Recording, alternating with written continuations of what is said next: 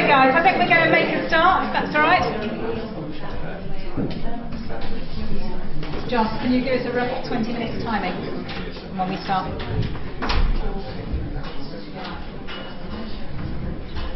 Okay, Jane and I are going to talk to you a little bit about a project that's been developed in this locality called the Imagineerium. Around the table there's a number of experts involved with the Imagineerium. Each of your tables has a teacher that's been involved in the project. So you've got some expertise that's actually live. In fact, we were in some of these schools literally yesterday with their work on the project. So there are some experts there. There's also a number of artists in the room. At these two tables, Hailey Sprung, Sarah and Mark Worth have been involved as the physical theatre artists in the project. Mike, who's at this table here, has been involved in some of the original conception ideas about the Imagineerium as well. So there's lots of different kind of perspectives on it. But Jane and I are just going to see if we can explain it in some clear way. Next door there's also a kind of an installation there with further videos and accounts of the project to give you more of an insight. Okay, anyway, we're going to see what we can do. Okay, so this is Jane. Imagineer's journey into theme education. Imagineer is about 8 years old. We're an event producing company. We do festivals, productions. We've been responsible for things like the opening ceremony to the International Children's Games, mystery plays, National Holocaust commemorations, a kind of whole range of big events really in collaboration with the city. And we first started working with engineers in 2006 when we did a production of the Coventry mystery plays. And the director was Barry Kyle, and he's an associate of the RSC, and I really wanted him to come and direct this production. And he said, Jane, he said, if I come and do this production, it's not because he's RSC, but if I come and direct this production, I want you to flood the cathedral ruins, and so that I can sail Noah's ship down the centre of it. So I said, yeah, okay, yeah, we'll flood the cathedral ruins and do that. And I didn't know how we were going to do that. And I had this friend who happened to be the chief executive of MP Aerospace, a guy called Roger Medwell. And he said, yeah, we can do that. If we work with engineers, we can do that. So they went about working with us, and we created this enormous trough. It was a stainless steel trough that went over the top of the old stones in the cathedral ruins, and we sailed Noah's ship down the centre of it. And in fact, a lot of the action in the play happened. Barry got very excited, and the action, a lot of it took place in the water, and Mary gave birth underwater, and it just changed the whole way that we did the mystery plays. So that collaboration was really kind of key to Imagineer. I mean, we'd worked with constructionists and set builders before, but this was something different. And we started to think we could create really beautiful things through collaborating with engineers. So after this, Roger said, okay, we've done this, so Jane, what's the next challenge? And this scheme had come up that the Arts Council were putting out, which was called the Artists Taking the Lead project, and it was to do something amazing for the London 2012 Olympic Games. And it was a regional project. And in fact, Roger and I, and a host of other people, some more engineers and artists, won the ATL award to create this. Now, can we go back to that shot, Joe? Because I just want to... You're going ahead of me. Are you trying to move me on quick? I don't know quite why that's done that. Okay. So, yeah, we had this kind of dream to create this giant Lady Godiva who would be 6 metres tall, who would ride on a cyclopedia, which was her mechanical horse, which would be 9 metres tall, and it would be powered by hundreds of interconnected tricycles. And Godiva would make an incredible journey during the Olympic Games from Coventry along the A5, taking messages of fairness and social justice to London, which of course those themes are very much key to the Olympic Games. And she would carry messages in a giant book on the back of the cyclopedia from young people, which were about the world today and their aspirations for it. And when we presented this project to the producers at the Arts Council, one of them said to Roger at the very end of us giving the presentation, Roger, can you just assure us that you're going to be able to build that? And Roger said, yeah, we can build that. And Roger and I then left, and we got quite hot and sort of, it was quite a stressful thing to do. It's about 16 producers in the room. And when we came out, and he said, Jane, I haven't got the faintest idea how we're going to make this. So then began a 3-year collaboration where Imagineerium worked with 17 engineering companies to create the diver, and we built her, and it was an incredible experience. Our working spaces became factories, rooms with computers. We weren't going to work with sticks and cardboard and tissue paper much more. Our future was about collaborations with engineers.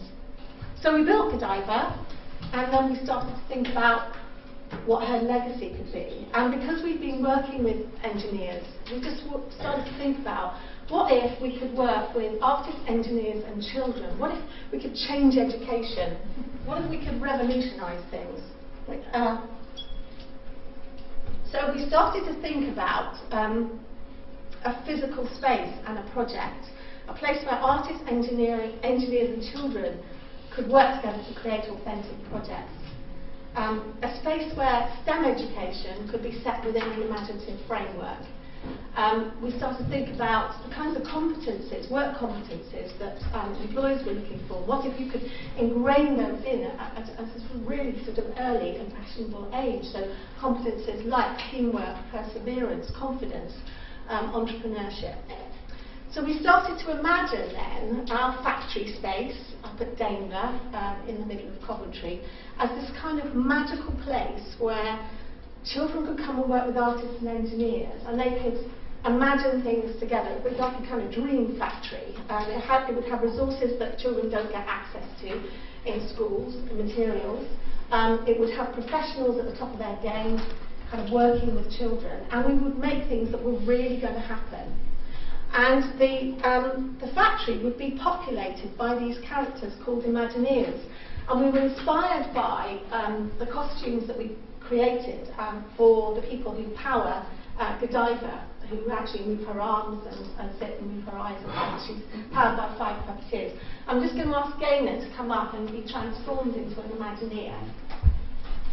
And this is actually very important, this magical space populated by these Imagineer type characters who are all creating amazing things. So, I don't think do you want to put the shirt on? Yeah. And actually, if we go into a school and we're not dressed as Imagineers, children get very upset, and sometimes they don't recognise us either. I think we've all had experience of that.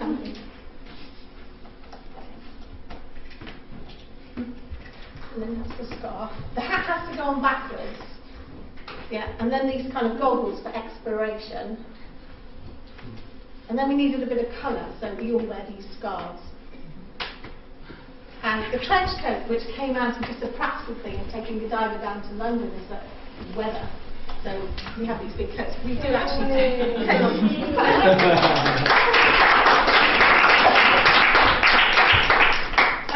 And then we started to think about, and I think about this time, perhaps Joe was coming in then, and we were starting to talk about, so that you can take it off now. Yeah, you can keep it on. Kind of education work, and we started to think about what it was to behave like an Imagineer. So we kind of constructed this. It's almost, it's not quite a manifesto, but it's kind of what you need to be an Imagineer.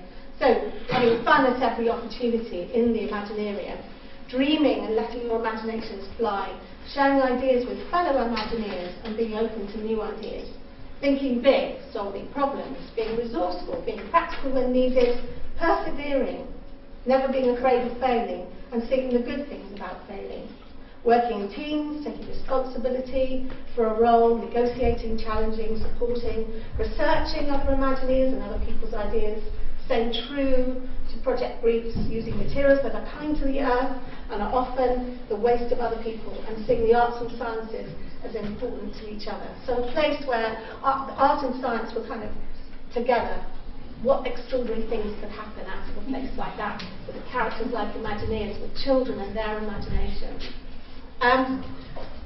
We've been working with Jo, joint creative partnerships, for a number of years, and we're very, very kind of locked into her creative inspiration and different ways of talking about learning, and we did deliver some projects with Jo. And so we asked Jo to come in and take our crazy idea and link it into schools and the way schools work, because Imagineer doesn't really know. We're not educationalists, you know, we're artists, and we think this is a good idea. Engineers and manufacturing companies are telling us it's essential to do this with children at a very early age. So then Jo comes along and she makes it all happen. So she's going to talk a little bit more about a much more structured approach than I have. Okay. Well, not entirely sure about that. In some ways, you know, with a background of creative partnerships and working in partnership with artists and businesses, this was a gift really to be invited to engage with this. And also there were a kind of couple of coincidences that happened at that time.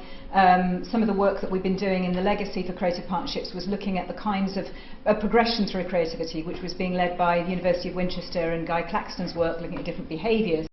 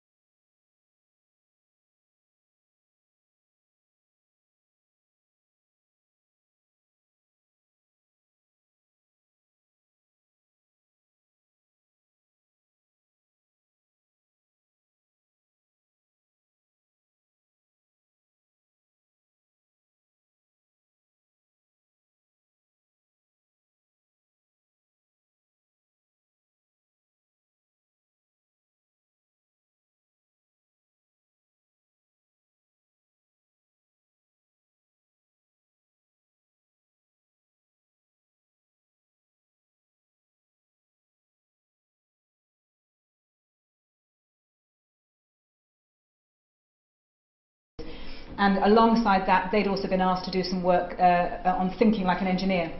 There was a lot of overlap between the language that we were using that came out of local discussions, for example, with JLR and the new engineering competency, the kind of creative language that we've been used in creative partnerships, the work that was being used by Guy Claxton and his team. And so it felt like it was the right time to move that forward. But the notion of kind of coaching the habit of invention became our little kind of strapline. That came from Mike Toby. He said that to us 5 or 6 years ago. And I was talking with Gary as well in terms of the research. And Gary. Yeah. It was about, those words just meant everything to us. So essentially that's what it was about, and I think over the time we've discovered there's kind of this underpinning values and beliefs that kind of drive what's going on. And some of this I think also comes from the kinds of artists that Imagineer are. Pat has done an awful lot of work in terms of looking at creative partnerships from the perspectives of artists and looking at the signature pedagogies, and you'll find an awful lot of echo and stealing of her ideas through this anyway. But certainly the notion of artists as introducing some kind of disruption. In a previous incarnation I introduced the notion of artists in education being invited disturbance, and that's an awful lot of what the signature pedagogies is about, the way in which they introduce that alternative, the way in which they assume that children are naturally curious and imaginative. But also that the art is seen as being a kind of, in some ways, a sort of, with a small p, a political action. It's social and cultural interaction. It happens together. It happens through making things. It happens in the spaces between. So learning then is conceived as being kind of relational, active, practical, and the school is not seen as something that's closed and other, but actually part of the wider life, connected to the real world. But also one of the things that's true of creative partnerships that, that my experience there has told me is that actually partnership only works where there's mutual interest. We can't begin from an education perspective that says schools need this. It has to work both ways. So this vision was something that kind of came from the collective. You'll see some examples next door, and the teachers at your table can tell you about the particular projects that have been going on. But just to be really clear about actually what's happened, essentially this is what characterises an Imagineerium project. There have been 4 so far, 2 in primary and 2 with NEETs. So we're not just picking up one example in here, but this is what it looks like. It's around a commission to make something that's kinetic, that is going to belong to something real, that will happen in the local community, and involves a process of imagining, designing and making, and then presenting in some sort of shape or form. And the core thing about that is the notion of making. We see making as being the place in which the emotions matter, the practical activity matters, and it's a situated space for all those things to happen. So that's really what we describe it, and I'm hoping I'll give you a little bit more insight into that as we go on. But I suppose this is the sort of provocation to you, really. We're saying, we'd really like your critical feedback on this notion, because this is kind of what we're sort of arguing, really, which is we're arguing that it's a model of STEAM education. Is it? For us, that means making hybrid STEAM projects for public visibility. It means being in the real world.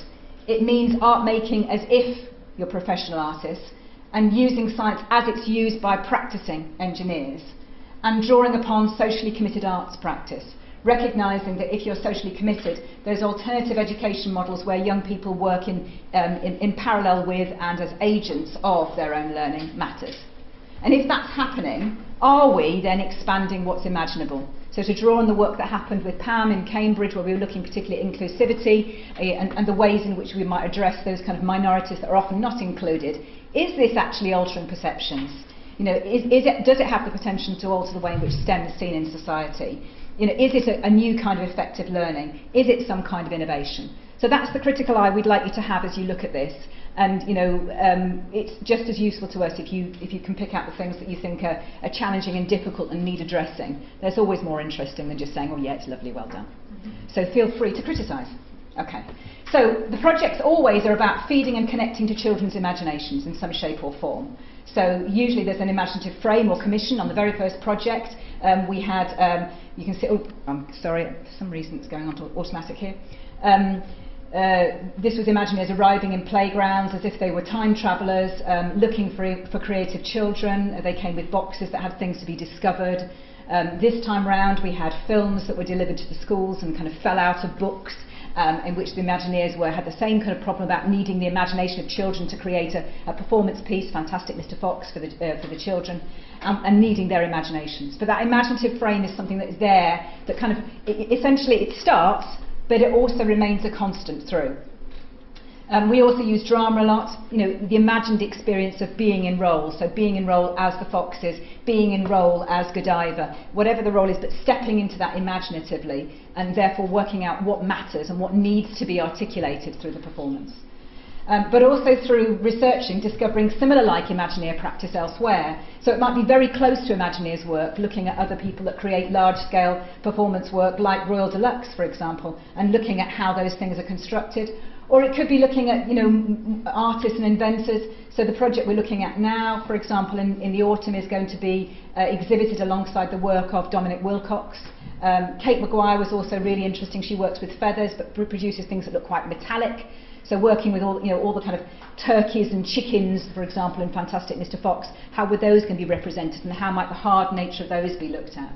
So there's kind of inspiration. But it also is about finding out through the body, through the materials we work with, and also through each other. So sometimes it's about learning physically felt experience, so just like Charlotte's exercise earlier today, actually feeling where that is in the body, feeling where those stresses are, as Mike was talking about, understanding that within your body. Also using movement patterns and looking at that. And then with some of the neat work, we've also done aerial work, particularly looking at the way in which weights and pulleys and how that feels within the body, what structures are necessary.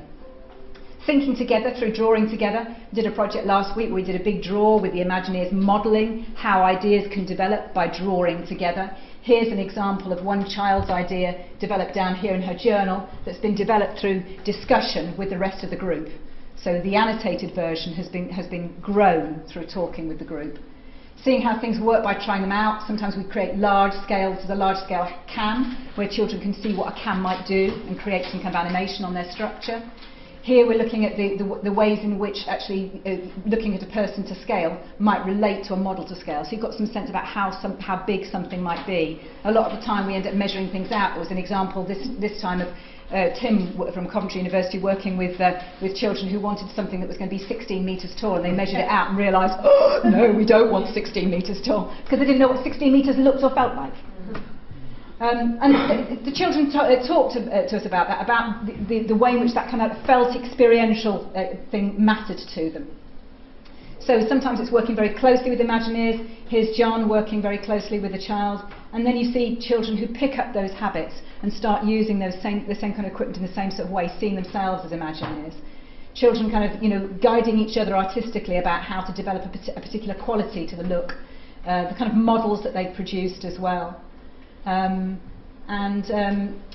Also really enjoying the performative element, showing things off in ways that if you're really proud of. You can see these children really confident, and this is the first project the children showing that in a public arena. And then what we're finding out from the children is that, okay, this may be impacting on their STEM learning. We don't know. We're literally just getting the data in from schools now, so we'll tell you in the future what impact that has. But the thing that seems to be really profound is the way in which it changes their attitude towards learning.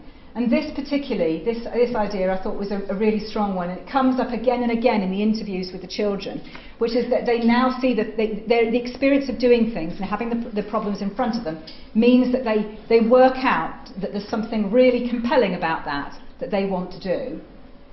And this quote sort of follows it up again, the notion that it builds a sense of capability, it builds a sense of confidence to work in that way. And also the idea that working in the group is a kind of form of protection. You can be a risk taker in a group because there's some kind of framework for that.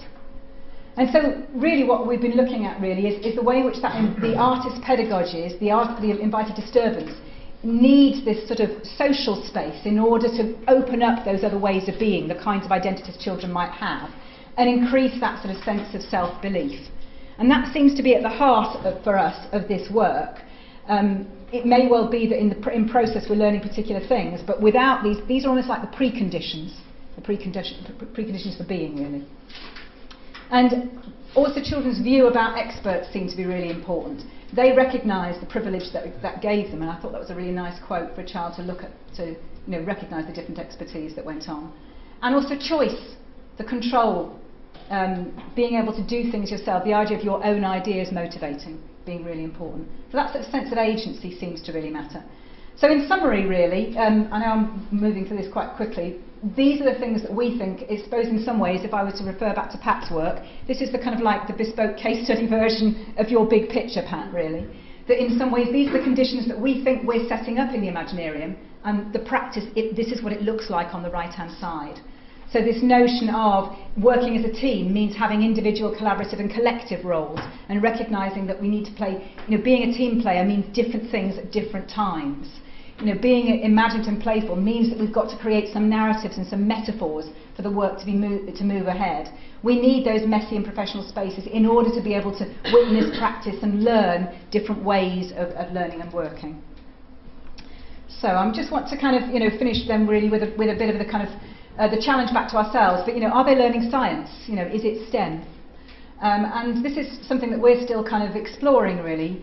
Although understanding physical sciences was involved in the model making, there's mixed recognition of science. I can interview some children who feel that they profoundly understand science differently as a result of doing this work. And I can talk to other children who will explain it all in terms of design terms and say this has nothing to do with science, even though they're using science terms and science descriptions. So this notion of it not feeling sciencey, possibly more for girls than boys, but not always, seems to come through. I get just as much, there's lots of science and Imagineering, it's everywhere. The idea of them seeing these connections and joining things up and seeing that science, design, art, they're all just different facets of the same thing. But I also get others who say, essentially it's a making project and it was different and it doesn't feel sciencey. Is that a problem? This notion of kind of, modelling has come up. I know in Sarah's school, for example, we talked about the need to be able to kind of model and grow that. And how difficult it is when the ideas are being explained. I mean, I had a lovely quote of a child who explained the process of a lever working well, and at the end of it just turns out, it's like a pulley sort of thing. Explaining the lever really well, understanding it, but the terminology wasn't there. So, there's this issue all the time between the accountability of the curriculum and actually what the children are experiencing. So we've got these tensions. There's uncommon ground, there's the challenge of assessment, there's the whole issue of staff confidence, because for us this year it's been the first time of working with the teachers leading things and doing brilliantly on that, but actually on very little kind of investment in their own arts-based embodied approach to learning. There's also a question, more broader question about valuing the arts, and also us being clear about what do we mean by creative pedagogies. So those all remain tensions for us. And we get these kind of things that come back from the kids, some of the children who were most excited by the project, recognising that society, their parents, the context they're in, they're a challenge. How do they work with that? Engineering being seen as dirty. Things, themselves perceiving, arriving at the Imaginerium, it's hard and metal and ugh. Those things, they felt those things as they arrived. They may have felt differently by the end of the project, but they'd gone through the transformation. How do we make that happen more widely? But there are possibilities for us, and those are the kinds of things that I suppose that bring us all together. But with the Imaginerium, we're particularly interested in this education, civic, cultural, industry partnership, this new way of working, and what we'd really like is your critique on that. That's great. Thank you.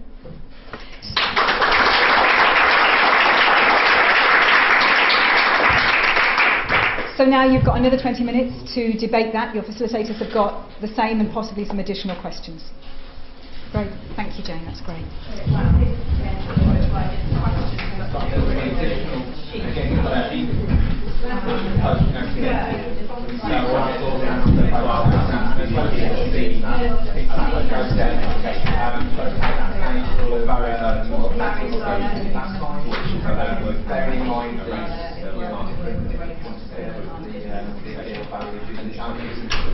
And the question is, I